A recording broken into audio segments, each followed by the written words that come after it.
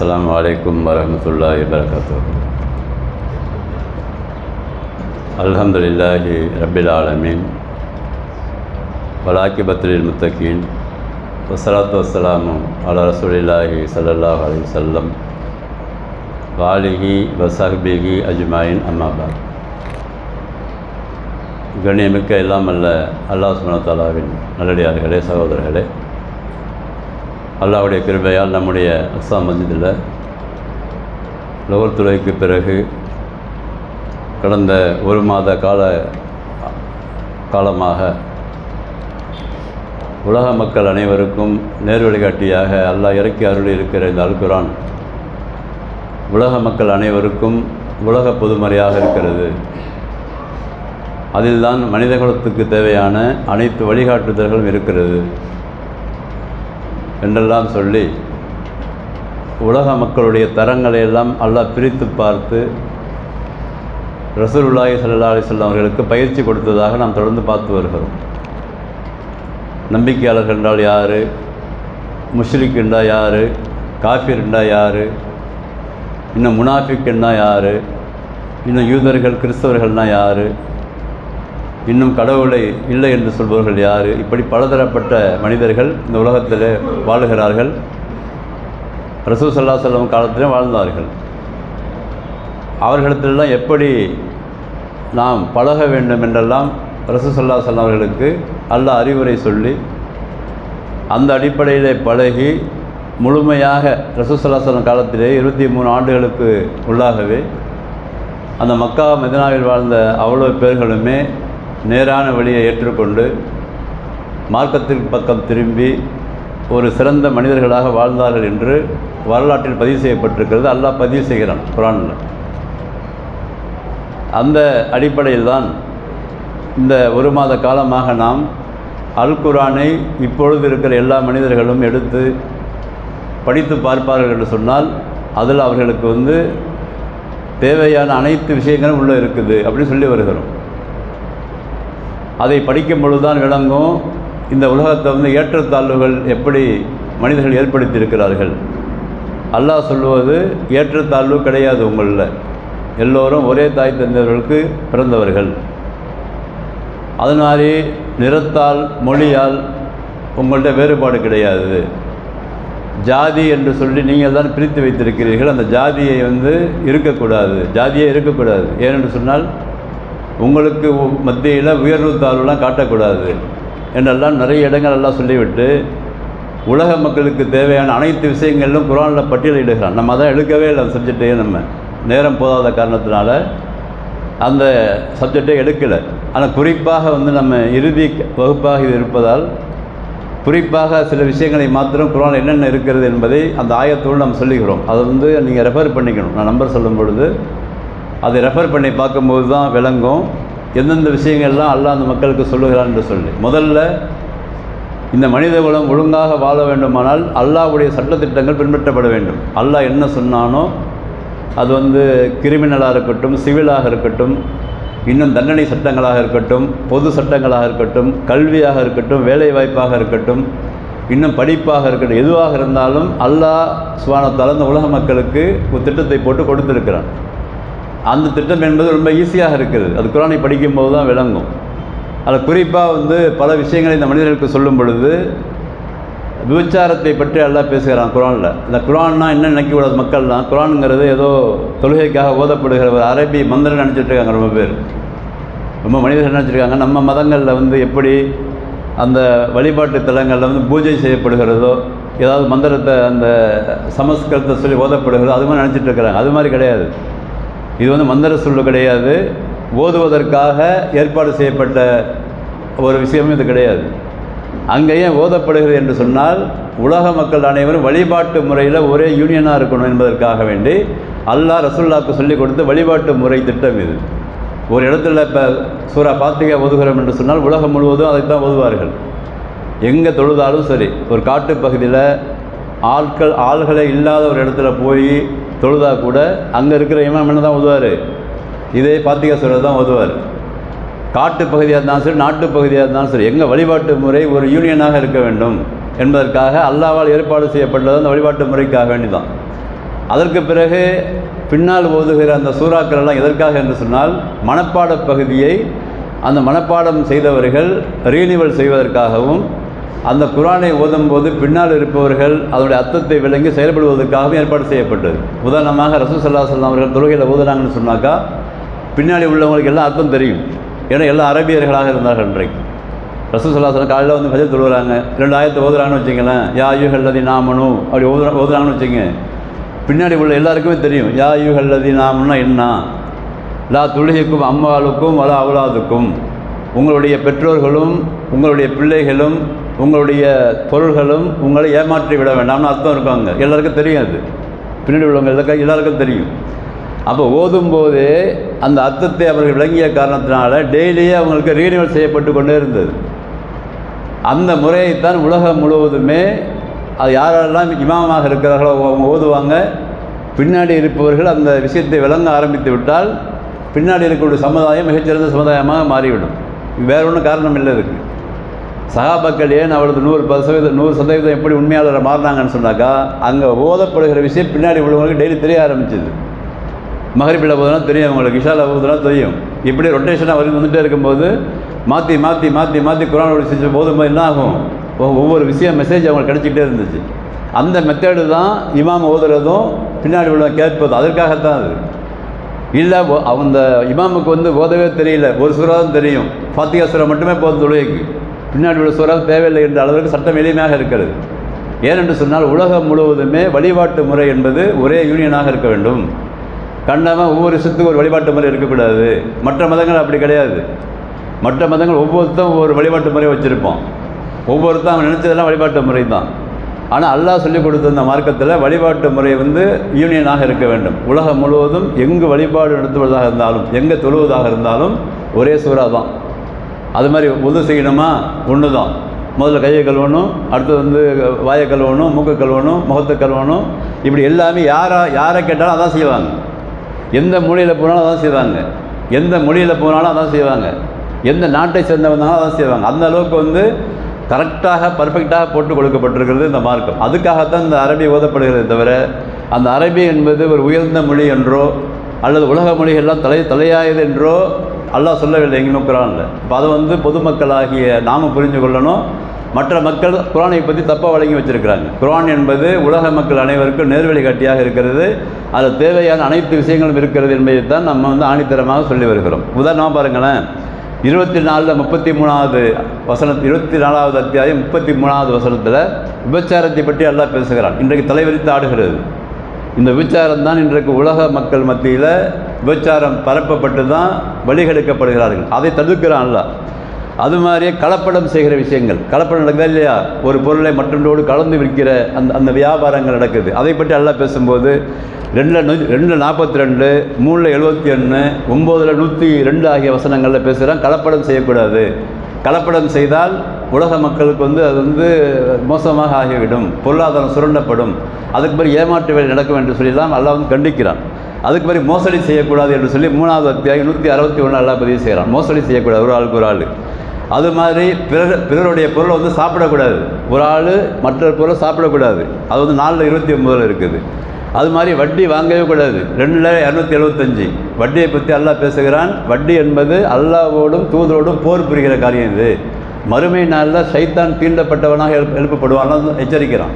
அப்போ இன்றைக்கு வட்டி தலைவிரித்து ஆடுகிறது. வட்டியின் மூலமாக மனிதர்களும் தடுமாறுகிறது அல்லது அதன் மூலமாக கஷ்டப்படுகிறது. அது மாதிரி லஞ்சம் வாங்கக்கூடாதுன்னு சொல்கிறான். 2:188, 4:181, 5:42 போன்ற வசனங்களில் லஞ்சம் கொடுத்து ஒரு பொருளை வந்து உனக்கு சாதகமாக பயன்படுத்தி கொள்ளக்கூடாது என்று சொல்கிறான்.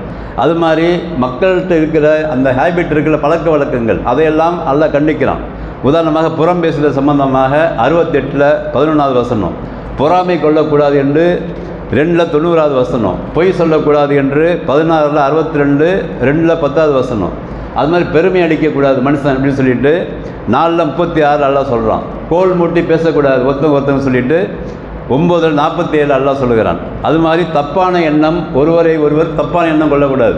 ஒரு மனிதனை பார்த்த மாத்திரத்திலேயே இவர் அப்படிப்பட்டவர், இவர் மோசமான ஆள் அப்படிலாம் சொல்லக்கூடாது என்று சொல்லி அல்லாஹ்க்கு சுமந்தலாம் 6:116, 49:12 ஆகிய வசனங்களில் சொல்கிறோம். அது மாதிரி கேலி பரிகாசம் பண்ணுறது, ஒரு மனிதன் இன்னொரு மனிதனை கிண்டல் பண்ணுறது, கலாய்க்கிறது, இது போன்ற விஷயங்கள் எல்லாம் பேசும் பொழுது 9-64 பேசுகிறான். இதெல்லாம் அது மாதிரி அவதூறு சொல்லக்கூடாது. ஒரு பெண் மீதோ ஆண் மீதோ அவதூறு பேசக்கூடாது என்று சொல்லி 4-112 எல்லாம் பேசுகிறான். அது மாதிரி துருவி விசாரிக்கக்கூடாது ஒரு ஆளை பற்றி. இவர் என்ன பண்ணுறாரு, அந்த கேரக்டர் என்ன, இந்த கேரக்டர் என்ன, அதை துருவி விசாரிக்க பண்ணிக்கூடாதுன்னு சொல்லி அல்லாஹ் சொல்லுகிறான். 49-12 இருக்குது. அது மாதிரி ஒரு ஆளுக்கு பட்ட பேர் சொல்லி அவங்கள வந்து அழைக்கக்கூடாது. பட்ட பேர் சொல்லி ஏதாவது ஒரு பேர் சொல்லி அழைக்கிறோமா இல்லையா, வேறு மாதிரி பேர் வச்சு ஏற்கனவே வச்ச பேர் ஒன்றா இருக்கும், இவனாக ஒரு பேர் வச்சு அழைக்கிறது, அது சொல்லக்கூடாதுன்னு சொல்லி 49-11 சொல்கிறோம். அது மாதிரி மனிதர்கள் வந்து தேவையில்லாத பேச்சு பேசிக்கிட்டே உட்காந்துருக்கிறது கும்பலாக. அதை பற்றி எல்லாம் பேசும் பொழுது 31-6 சொல்லுகிறான். அது மாதிரி கெட்ட பேச்சுகள் பேசுவது அல்லாஹ்வுக்கு பிடிக்காது, அதன் மூலமாக இந்த மனிதர்கள் வந்து கஷ்டப்படுவார்கள் என்று சொல்லி அல்லாஹ் சொல்லும் பொழுது 4-148 பேசுகிறான். அது மாதிரி ரகசியங்கள் பேசக்கூடாது. உதாரணமாக 3 பேர் இருக்கிற சபையில் 2 பேர் தனியாக பிரிச்சுக்கிட்டு போய் அவரை பற்றி பேசுகிறது, அல்லது லாங்குவேஜை மாற்றி பேசுகிறது. உதாரணமாக 4 பேருக்குமே தமிழ் தெரியும், திடீர்னு ஒருத்தர் ஹிந்தியில் பேசுகிறது இல்லை உருதுவில் பேசுகிறது, அப்படி பேசக்கூடாதுங்க. நல்லா எவ்வளோ நுட்பமான விஷயம் சொல்லலாம் பாருங்கள். இதை பற்றி 21 இப்போ 3வது அத்தியாயத்தில் இருக்குது. அது மாதிரி வதந்திகளை பரப்பக்கூடாது. ஒரு செய்தி வருது நம்மள்கிட்ட, அந்த செய்தி வரும் பொழுது அந்த செய்தி உண்மையாக பொய்யான்னு தெரியாமையாக பரப்பி விட்டுறது, அது மூலமாக கலவரம் ஏற்படும். ஒரு மிகப்பெரிய கலவரம்லாம் ஏற்பட்டிருக்குது மக்கள் மத்தியில். இல்லாத செய்தியை வந்து மக்கள்கிட்ட சொல்லி விடுறது. அப்படி சொல்லும்போது என்ன ஆகும், மனிதர்கள் வந்து அதில் வந்து கஷ்டப்படுவாங்க. அதை பற்றி சொல்லும்போது 24-15 சொல்லி காட்டுகிறான். அது மாதிரி ஒரு காரியத்தை வந்து அவசரமாக செய்யக்கூடாது. எந்த ஒரு மனிதனும் ஒரு காரியத்தை அவசரமாக செய்யக்கூடாது என்று சொல்லி 49-6 சொல்லுகிறான் அல்லாஹ். அது மாதிரி குழப்பம் செய்வதை வந்து அல்லாஹ் விரும்புவதில்லை. குழப்பம்னா என்னது, ஒரு விஷயம் நல்லா கரெக்டாக போயிட்டு இருக்கும், உள்ளே வந்து குழப்பத்தை ஏற்படுத்துறது, அது அந்த பண்பெல்லாம் மக்கள்கிட்ட இருக்கு இல்லையா, அது வந்து அல்லாஹ்வுக்கு பிடிக்காது என்று சொல்லி 2-205 சொல்கிறான். அது மாதிரி பொய் சத்தியம் செய்யக்கூடாது. என்ன பொய் சத்தியம்னா, கண்டிப்பாக தெரியும் அவர் வந்து தப்பு செஞ்சுருக்காருன்னு சொல்லி, ஆனால் தப்பாக சத்தியம் பண்ணி அந்த குற்றவாளியை நிரபராதியாக ஆக்குறது, அது நடக்கதா இல்லை. இன்றைக்கு கோர்ட்டில் பார்த்தீங்கன்னாக்கா அதிகமாக அந்த செஞ்ச தப்பையே வந்து மாற்றி விட்டுருவாங்க பொய் சத்தியம் செஞ்சு. அது கூடாது என்கிறான் 58-14. அது மாதிரி கேள்விப்பட்டதெல்லாம் பரப்புகிற பண்பு மக்கள்கிட்ட இருக்குதா, அது செய்யக்கூடாதுன்னு நல்லா சொல்லுகிறான். இது 4-83 இருக்குது. அதே மாதிரி பார்த்தீங்கன்னாக்கா அந்த வழிபாட்டு சம்பந்தமாக செத்து போனவங்கள்ட்ட பிரார்த்திக்கக்கூடாது, ஏற்கனவே நடத்திருக்கோம். இது 7-129 இருக்குது. மனிதன் வழங்கக்கூடாது, 3-64 இருக்குது. சிலைகளை வந்து நீங்கள் கையால் செஞ்சு அதுக்கு பவர் இருக்கிற மாதிரி காட்டக்கூடாதுன்னு சொல்லி அல்லாஹ் கண்டிக்கிறான். 71-23 இருக்குது. அது மாதிரி அல்லாஹ்வுக்கு வந்து இணை கற்பிக்கக்கூடாது என்று சொல்லி 4-48, 4-114 வசனங்கள் இருக்குது. அது மாதிரி கையை வந்து யாசிக்கக்கூடாது யார்ட்டையுமே போய், அல்லாஹ் வந்து கண்டிக்கிறான். இது யாசிப்பவர்கள் வராங்களா இல்லையா, எனக்கு 5 ரூபா 10 ரூபா கஷ்டப்படுதுன்னு சொல்லி, அது மாதிரி யாசிக்கக்கூடாது. யாசிக்கின்ற அந்த பண்பை வந்து சில கவர்மெண்ட்டுகள் வந்து தடை செஞ்சுருக்குது. பிச்சை எடுக்கக்கூடாது யார்ட்டையும் போய். அந்த பிச்சை எடுப்பவர்களுக்கு வந்து ஒரு சரியான வழிகாட்டுதலை வந்து காட்ட சொல்லி அல்லாஹ் சொல்லுகிறான். இது 2-273 இருக்குது. அது மாதிரி எந்த பொருளாதாரமாக இருந்தாலும் உழைத்து சாப்பிட வேண்டும், அடுத்த ஒரு பொருள் சுரண்டக்கூடாது என்று சொல்லி அல்லாஹ் சொல்லுகிறான். இது 28-27 இருக்குது. அது மாதிரி கடன் கொடுக்கும் பொழுது அல்லாஹ்வுக்காக கடன் கொடுக்க வேண்டும். எப்படி அல்லாஹ் அந்த ஒரு ஆள் கடன் கொடுக்கும்போது வட்டியை எதிர்பார்த்தோ அல்லது கடுமையாக அவரை வந்து கஷ்டம் கொடுத்தோ அந்த வட்டியை வசூலிக்கக்கூடாது, அல்லாஹ்வுக்காக விட்டு கொடுக்க வேண்டும் என்றெல்லாம் சொல்லி அல்லாஹ் சொல்லுகிறான். இது 2-280 இருக்குது. அது மாதிரி நீதி செலுத்த வேண்டும் மக்கள் மத்தியில். நீதி என்னது, கரெக்டாக விசாரித்து தப்பு யார் செஞ்சானோ அவனுக்கு தண்டனையையும், சரியாக செஞ்சவனுக்கு நீதியை வழங்க வேண்டும் சொல்லி எல்லாம் சொல்கிறான். இது 4-155 இருக்குது. அது மாதிரி நன்மையை ஏவி தீமை தடுத்து கொண்டே இருக்க வேண்டும் என்று அல்லாஹ் சொல்லுகிறான். அது வந்து 4-103 இருக்குது. அது மாதிரி குடும்பத்துக்கு செய்ய வேண்டிய கடமைகள், அது வந்து 2-132, 6-74 இருக்குது. அது மாதிரி அது மாதிரி இந்த நிக்கா முடிக்கும் போது மகர் கொடுத்து தான் நிக்கா முடிக்கணும். ஒரு பெண்ணுக்கு வந்து ஆண் மகர் கொடுக்க வேண்டும். இன்றைக்கு ஏதாவது தலைவரித்து ஆடுகிறது பாருங்கள் மக்கள் மத்தியில். நான் ஏன் இதெல்லாம் அவுட்லைனாக சொல்கிறேன்னு சொன்னாக்கா, இவ்வளோ விஷயங்கள் குரானுக்குள்ளே இருக்குது. நான் சொல்கிறது எல்லாம் சும்மா அவுட்லைன் சொல்லிகிட்டு இருக்கேன், நம்பர் தான் சொல்கிறேன் உங்களுக்கு. அப்போ அந்த குரானை இந்த ஆய்வு செய்து படிக்கும்போது இவ்வளோ விஷயங்களை மக்களுக்காக அல்லாஹ் இறக்கி இருக்கிறான்.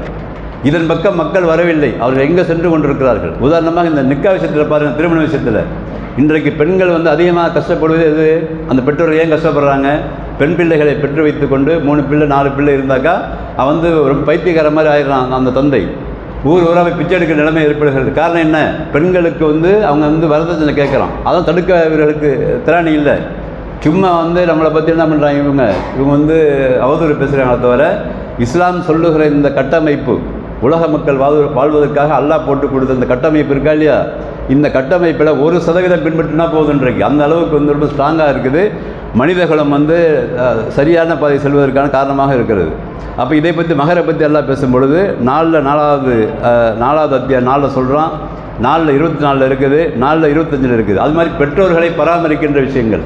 இன்றைக்கு பார்த்திங்கன்னா பிள்ளைகள் வந்து பெற்றோர்களை விட்டு செல்லுகிற சூழ்நிலை, வயதான காலத்தில் அவர்களை சரியாக பராமரிக்காத சூழ்நிலை, அதுமாதிரி முதியோர் இல்லங்கள் தோன்றி இருக்கிறது உலக அளவில். இதுக்கு காரணம் என்னவென்று சொன்னால் பெற்றோர்கள் பற்றி இந்த பிள்ளைகளுக்கு விளங்கவில்லை. இதை பற்றி அல்லாஹ் வந்து கண்டிக்கிறான். இது மாதிரி பெற்றோர்கள் வந்து ஒரு மிகச்சிறந்த தகுதி உள்ளவர்கள், உங்களுக்கு நன்மை நாடுபவர்கள் அந்த ரெண்டு பேர் தான், அவங்களை தவிர வேறு யாருமே நன்மை நாடுபவர்கள் கிடையாது என்று சொல்லி அல்லாஹ் வந்து ஆணித்தரமாக சொல்லுகிறான். இது 2:83, 2:215, 4:36, 6:153 நிறைய வசனங்கள் இருக்குது பெற்றோர்கள் பற்றி பேசும்பொழுது. அதே மாதிரி தான் உறவினர்களை பேணுகின்ற விஷயங்கள். இந்த மனிதர்கள் உறவினர்களை வந்து எப்பயுமே விட்டுறக்கூடாது. சகோதர சகோதரிகளுக்காக சேர்ந்து வாழ வேண்டும். ஒருவர் படுகிற கஷ்டத்தை வந்து நீங்கள் வந்து பார்த்துக்கிட்டு இருக்கக்கூடாது. அண்ணங்காரன் கஷ்டப்பட்ட தம்பிக்காரன் பார்த்துட்டு இருக்கக்கூடாது. தங்கச்சி அக்கா கஷ்டப்பட்டாக்கா பார்த்துட்டு இருக்கக்கூடாது. ஏன்னா ஒரு குடும்பத்தை சேர்ந்தவர்கள் நீங்கள் வந்து இண்டிவிஜுவலாக ஒரு குடும்பத்தில் ஒரு தாய் தந்தையருக்கு பிறந்த காரணத்தினால நீங்கள் வந்து பார்த்துட்டு இருக்காதீங்க. அது மாதிரி ஒருவர் மற்றவருக்கு மோசடி பண்ணிக்காதீங்க, சொத்துக்களை சொல்லி விடாதீர்கள் என்றெல்லாம் சொல்லி நிறைய இடங்கள் எல்லாம் வந்து பதிவு செய்கிறான். இதை பற்றி பார்த்திங்கன்னா 2:83, 42:23 போன்ற வசனங்கள் இருக்குது. அது மாதிரி உறவு முறைகளை முறிக்கக்கூடாது. அடுத்தது இது முக்கியமான சப்ஜெக்டாக அல்லாஹ் சொல்லுகிறான். உறவு முறைகளை பொறுத்த வரைக்கும் எந்த காலத்திலும் முறித்து விட்டு நம்ம தனியாக வந்து விடக்கூடாது என்றெல்லாம் சொல்லி அல்லாஹ் பதிவு செய்கிறான். அது 47:22 இருக்குது. இப்படி வந்து நான் வந்து சும்மா லைட்டாக உங்களுக்கு வந்து சில வசனங்கள் தான் சொல்லியிருக்கிறேன். இது போன்று ஏராளமான விஷயங்கள். இதே நீங்கள் ரெஃபர் பண்ணி பாருங்கள். நான் சொன்ன நம்பரை நீங்கள் வீட்டில் போயிட்டு உங்களுக்கு வீடியோ வருது இல்லையா, அதை பார்த்து அதை குறித்து வச்சுக்கிட்டு அந்த நம்பரை நீங்கள் ரெஃபர் பண்ணி பாருங்கள். அவ்வளவு விஷயங்கள் குர்ஆனில் கொட்டி கிடக்கிறது இந்த மனித சமுதாயத்துக்காக. அதுக்காக தான் நம்ம ஆரம்பத்தில் நம்ம தலைப்பு எடுக்கும் பொழுது உலக மக்கள் அனைவருக்கும் உண்மையான நேர்வழி காட்டியாக இது இருக்கிறது, உலக பொதுமறையாக இருக்கிறது. இதிலேருந்து யார் வந்து படிப்பினை பெறுகிறார்களோ அவர்கள் சிறந்த மனிதர்களாக வாழ்வார்கள். இந்த படிப்பினை இல்லாத காரணத்தினால்தான் இன்றைக்கு உலக மக்கள் அனைவரும் வழிகேட்டிலும் கற்பனையிலும் மனம் போன போக்கிலும் வாழ்ந்து கொண்டிருக்கிறார்கள் என்பதை நாம் வந்து புரிந்து கொண்டு, நமக்கு சில பேர்களுக்கு மாத்திரம், இந்த நம்பிக்கையாளர்களுக்கு மாத்திரம் இந்த அருள்கொடைய அல்லாஹ் புரிந்திருக்கிறான். அந்த குர்ஆனை ஓதக்கூடிய பாக்கியத்தையும், தொழுகையில் கேட்கக்கூடிய பாக்கியத்தையும், அதிலிருந்து விளங்கக்கூடிய பாக்கியத்தையும், சிந்திக்கக்கூடிய பாக்கியத்தையும் சில பேர்களுக்கு அல்லாஹ் கொடுத்திருக்கிறான். அந்த சில பேர்கள் தான் இது போன்று பல மடங்கு பேர்களுக்கு தாவா செய்ய வேண்டிய பொறுப்பு நமக்கு இருக்குது. அப்போ நாம் வந்து இந்த இதில் கேர் பண்ணணும். இதில் இந்த நம்பிக்கை கொண்டவர்கள் மாத்திரம் தான் சொர்க்கம் போகிறாங்க. நாளைக்கு இவ்வளோ பெரிய 800 கோடி பேரில் சொர்க்கம் போகிறது யார்?